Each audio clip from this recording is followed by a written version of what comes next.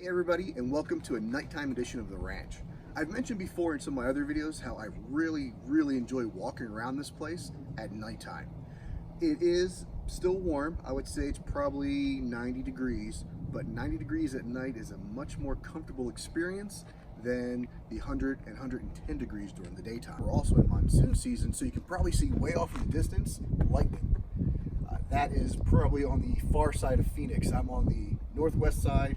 That's probably, heck, that's down by the Superstition Mountains most likely. Unfortunately, it's not over here. If it was, that'd be a much better video to get active lightning and rain. So don't worry, when I'm walking around here, there's no chance of me being struck by lightning.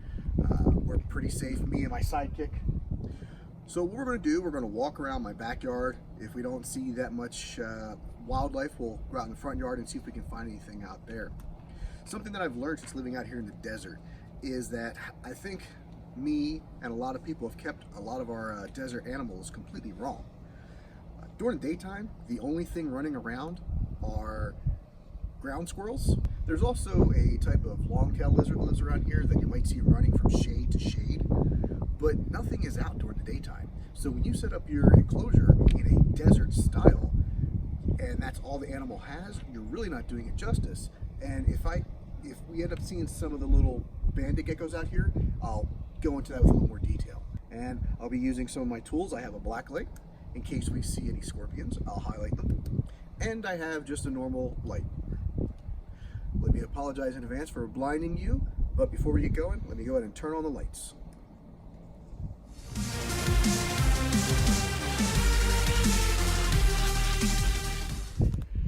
And so, to begin our journey into the darkness, we're going to head down to the Tortoise Barn and go to the back end of the Galop enclosure.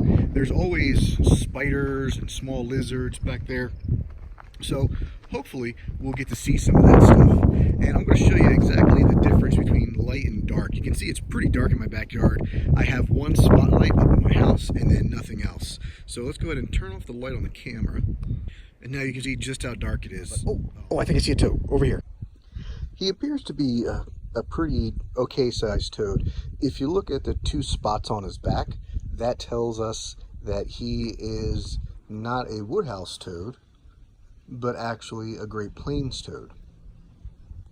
And oh, he's after a roach. And since we're down in the back paddocks where the tortoises live, let's go see what the tortoises are doing at night. Well, like most of the time, the tortoises, like Beagle here, are pretty well asleep until I wake them up from walking around. You see, I've found that since they've been outside, the tortoises, most often at nighttime, are asleep.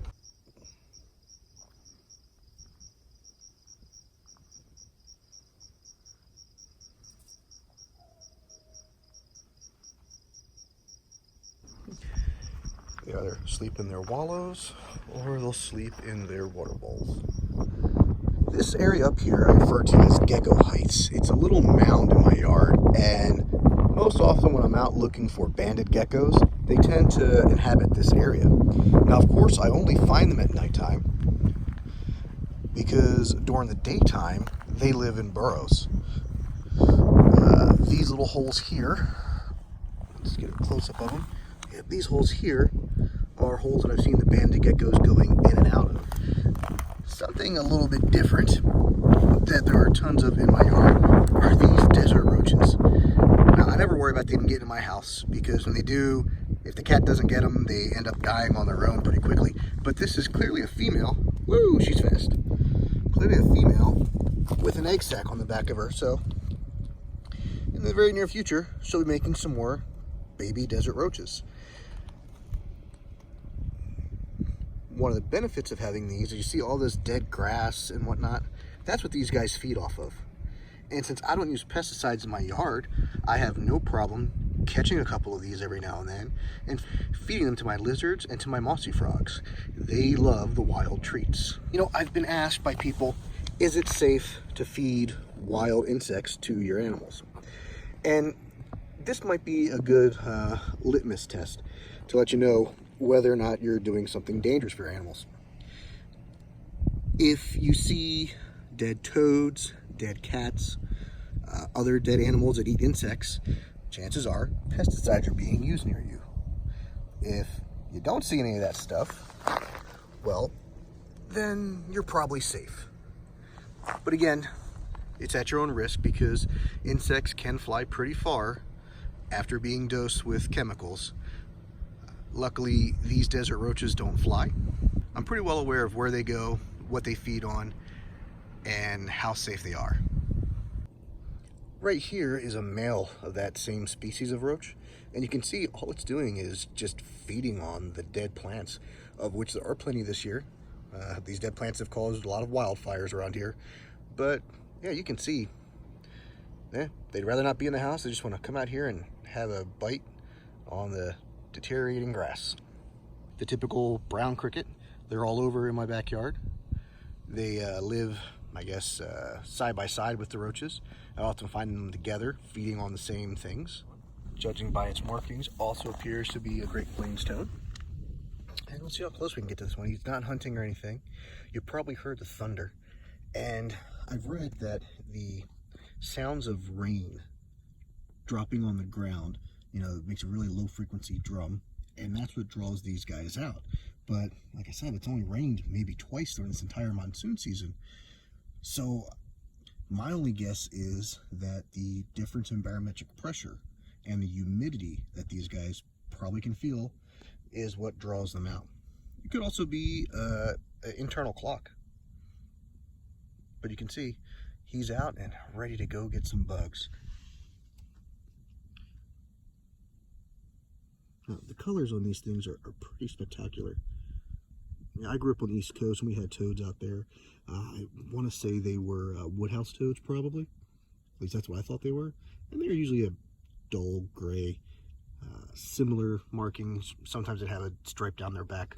But look at the greens on him. Greens and browns.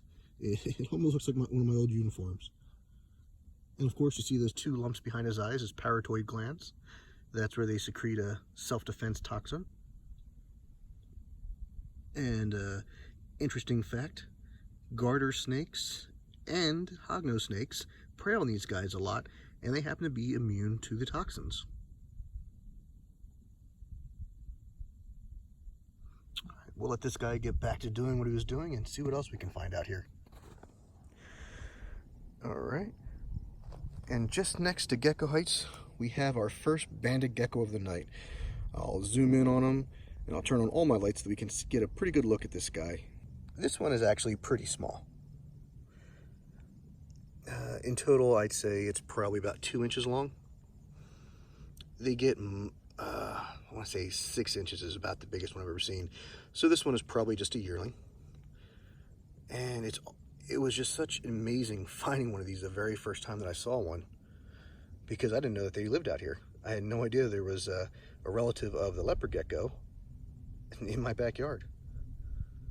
So right now, he's trying to hide from us, and he's going to go down that hole because that is where safety is. So what I've learned from observing these guys is I only ever see them at nighttime. Never have I ever seen one in the daytime.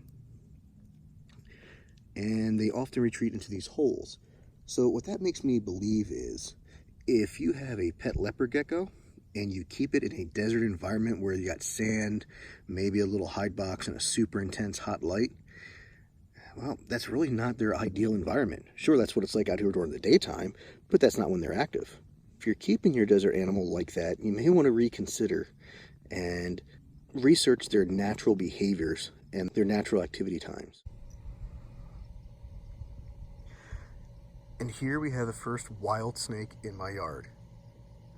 This appears to be a desert night snake. Very similar to the glossy snake, but this one in particular, very similar to a glossy snake, but this one has that band behind his neck and a slightly pointed head. Right now, we're back over here in the Galop enclosure, and down this tunnel is a very large, one of the 2 largest that I've seen to date, wolf spider. And this is the tunnel that it lives in. You see the reflective eyes. We'll come back over here a little bit later, and hopefully she's out wandering around so I can show you guys exactly how big she is. Over here in the middle of my yard is where the largest harvester ant mound is. I mean, this mound is probably, I don't know, 7 or 8 feet across, and you can just see the number of ants that are out here. And of course, this is the primary food for the horned lizards that live in my yard. I mentioned how during the daytime, nothing is around. These guys, you would never know there was an anthill here because in the heat of the day, you won't see them. You don't really see these guys until it starts getting dark, unless it's a very overcast day. Now, the horned lizards basically keep the same hours. In the middle of the daytime, in the peak of the summer, I will never see a horned lizard out here. They're just dug into the dirt and using their camouflage to the best of their abilities while they sleep through the heat of the day. They wake up in the evenings, come out here, feed, dig themselves in for nighttime, and they come back out early in the morning. So once more, we have a desert animal that doesn't really conform to what you would think a desert animal should, or how their activities should be. Now, something's happening. They all just moved around. Maybe they felt my vibrations. It could have been carbon dioxide from me speaking so close to them. Let's see. Oh yeah, look at them scatter.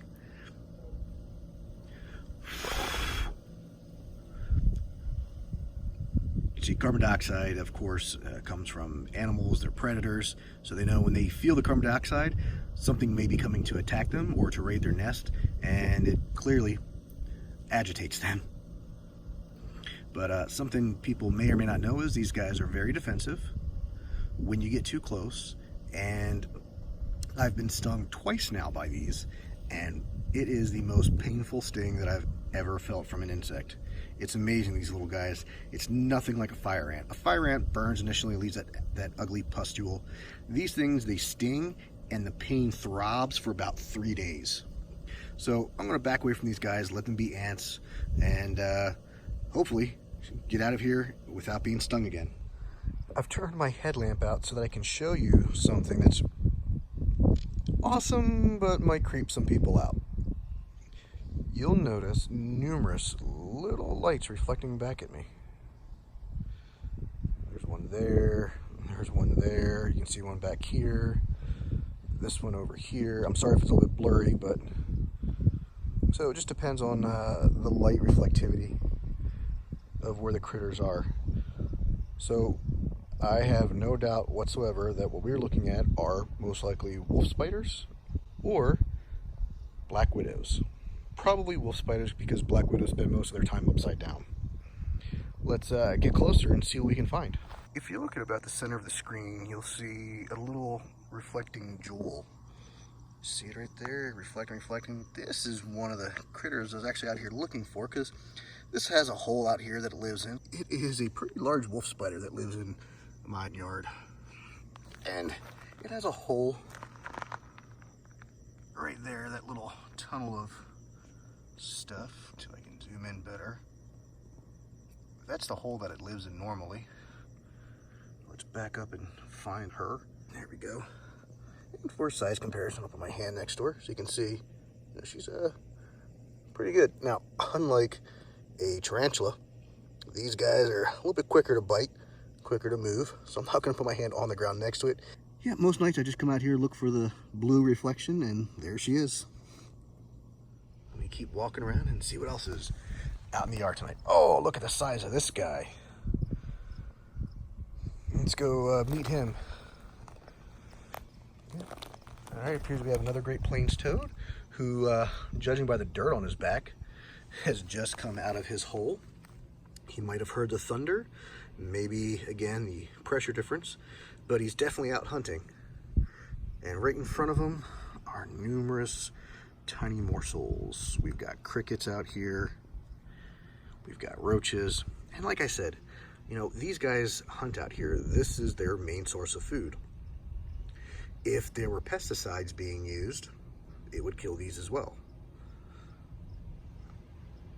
And that's why I don't worry about, you know, snagging the occasional free bug for my insect eaters.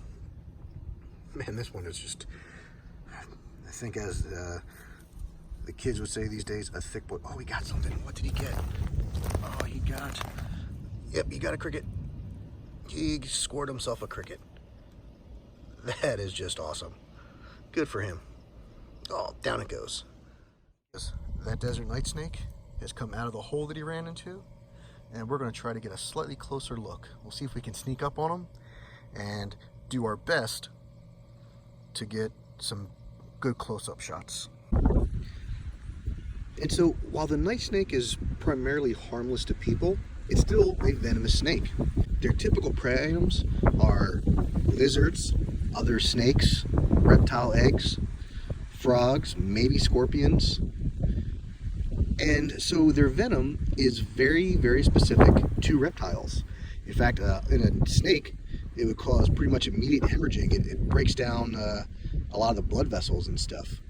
But in humans, nothing. It's a pretty amazing adaptation to its specific food items.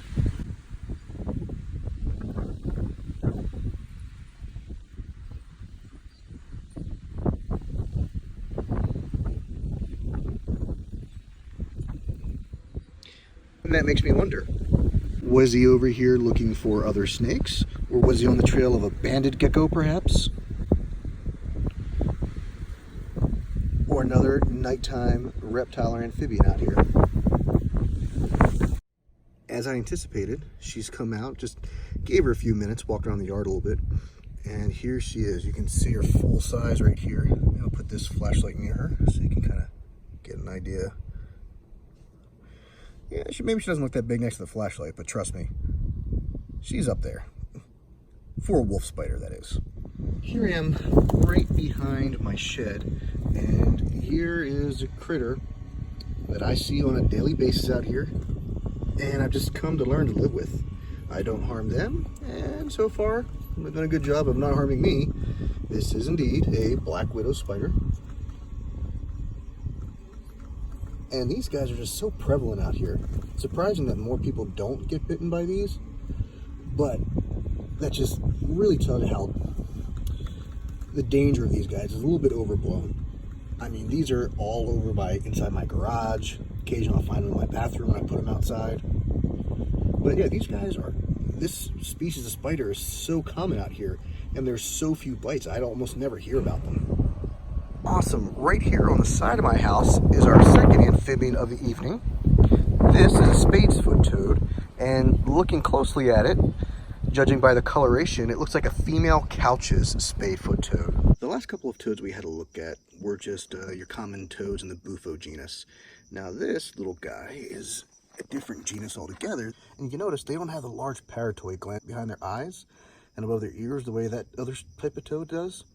They also have much buggier eyes, I would say, than the Bufo genus toads. Very similar color patterns. But of course they are a different species, or different genus altogether of toad. Right there, that is where the name spadefoot toad comes from. See that little black right there? Pretty calm little fella. You can see these are just another very attractive desert species of animal. Look at that. Is that not amazing? Absolutely amazing coloration on his eyeball.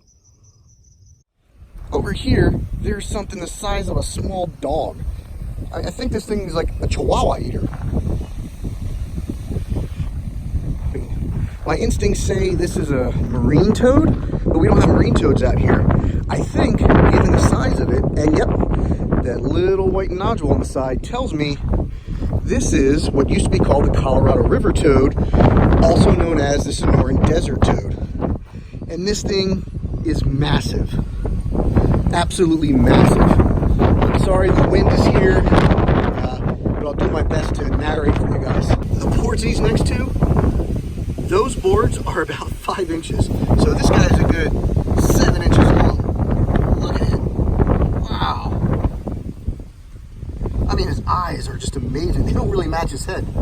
He has a really big eardrum, kind of like a bullfrog. But yeah, I'm 99% sure that this is a Colorado river toad, or like I said, Sonoran desert toad. And these guys are also very well known for their toxicity, especially for dogs. You know, curious dogs see these guys and they chew them up a little bit. Well, maybe he's gonna get, oh, no he's not. Thought he might be getting that cricket. But if you've ever watched Beavis and Butthead, one of the very first episodes, they're playing frog baseball and licking it to get high. This is the species of toad that inspired that idiocy. Oh, I had no idea these were in my yard. This is pretty amazing. Wow, look at him. All right, well, I'm gonna move along now because he's obviously scared and trying to get away from me, and see what else is out there. Now just look at this absolutely gorgeous, bright yellow baby banded gecko. This is over here behind my trailer. He's on the boards I have stacked up over here. And I mean, he's tiny, just so tiny. I mean, that thing must be maybe 1.5 inches, but the colors on it are just amazing. Let's get as close as we can without scaring it away. These are by far one of my favorite native animals that I have in my yard. All right, here we go. He's gonna be next to my shoe in a second so you can see just how small he is. Look how tiny. How great is that? He's barely as fat as my shoe. Uh-oh, he went under my shoe. That's not a safe place. He's not even as thick as my shoelaces. All right, so now I'm gonna lift my foot up very carefully so as not to harm him. Oh, there we go, cool. Oh yeah, look at that great little guy there. Now, this, of course, would make a perfect meal for that night snake. Luckily, we're about 300 feet away, maybe more on the exact opposite side of my yard. But, man, such a beautiful, oh boy, he sees that. That's right, get it. Yep, we're gonna leave this guy alone and let him get back to hunting. You know, I'm gonna use that lizard to make a point. A lot of people bring flashlights with them at nighttime because they're scared of the big animals that can get them, you know.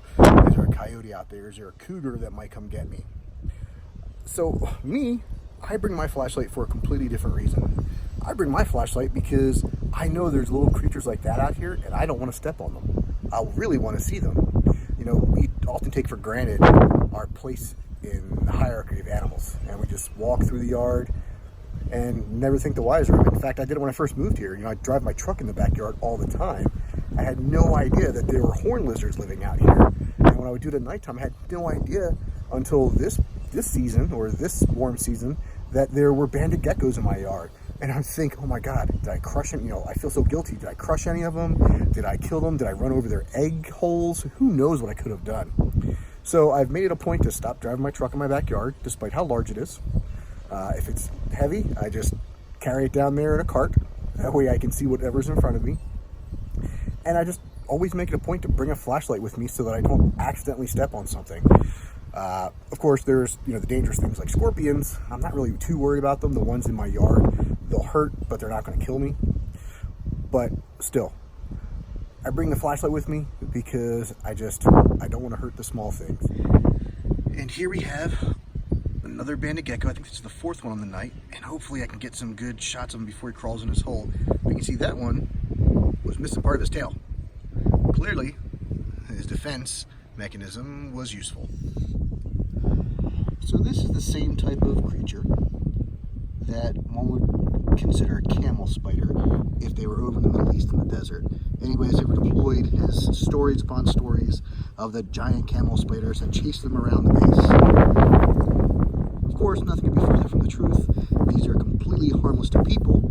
They are very strong predators. They overpower their prey with the mouthpieces in the front. They use the front two that are, in a normal scorpion, would be a claw. But for them, they're a modified sensory organ. And so they can feel stuff all around them. And when they come in contact with a cricket or an actual scorpion or a spider or something that they think they can take, they overpower them and just chew them to pieces with those front jaws there, right there. All right, right here we've got something that I'm definitely not putting my hands on. Look at it. It is a centipede, and it's, I don't know, maybe 3 inches long. Not the biggest one I've ever seen, but these guys pack a very nasty bite. They not only have toxic venom, but they have strong pincers, so along with envenomating you, they'll also really hurt when they bite. So I'll let this guy get back to catching the various crickets and bugs and other pests that they're known to eat. and bid him a good evening. And here is another one of those Great Plains toads eating in slow motion. Check this out. Alright, so it didn't take too long of searching with the blacklight before we found our first scorpion. Now this scorpion is the same type that I see out here all the time. It is a brown ground scorpion. When they're not lit up with a black light, they look remarkably similar to bark scorpions. The way to tell the difference is by looking at the first two segments of their tail just behind their abdomen. See how his are just about as wide as they are long? In a bark scorpion, those first two segments are much skinnier and more elongated. So that's what he looks like with a black light. Let's illuminate him to see what he really looks like. Under normal light, it's nearly impossible to see. I mean, it's almost the exact same color as the dirt here. You can see the kind of pattern going down his back. That's why they get mistaken a lot of times with bark scorpions. But just like every other critter out here, as long as you don't mess with them too much, they won't mess with you. Pretty calm animals. And this little guy, I don't know, maybe 1.5 inches long total. I know he looks gigantic in my video, but he's really not that large. One of the key differences between the bark scorpion and this guy is the venom. I've read that bark scorpion venom can be fatal to humans at times, whereas this one, it's going to hurt a lot, but that's just about it. It'll teach you to wear closed-toed shoes instead of flip-flop. We're going to leave this guy be and see if we can find any others tonight. Boy, look at this one right here. Whew. It's a pretty sizable tarantula. Nice dark legs, light color.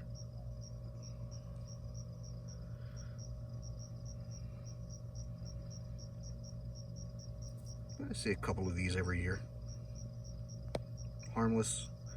I don't intend to handle it, but from what I've seen other people doing, these guys are pretty calm even when handled, but no need for me to do that.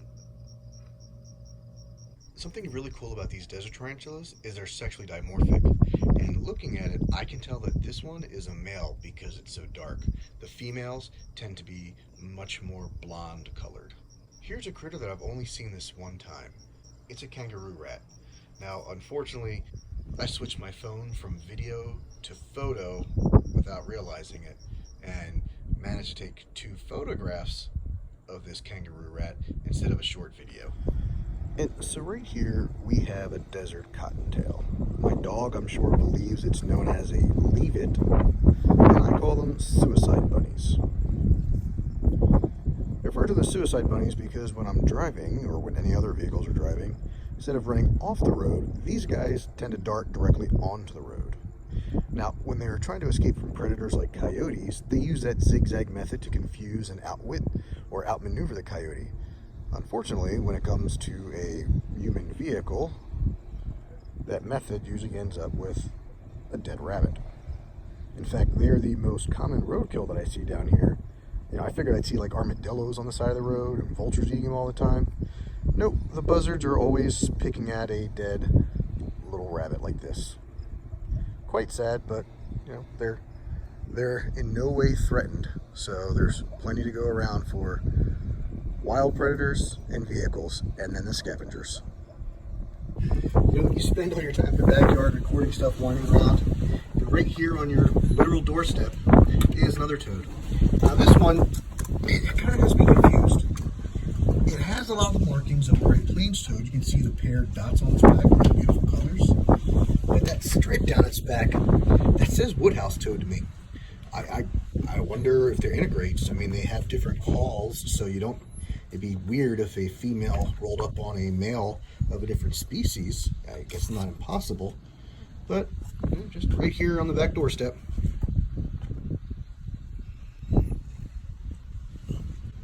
Very pretty eyes. Look at his eyes. The way he goes. I picked a really great night for a walkabout to take everybody with me, because not only did we see the first wild snake in my yard, we saw a giant toad. I mean, that thing was huge.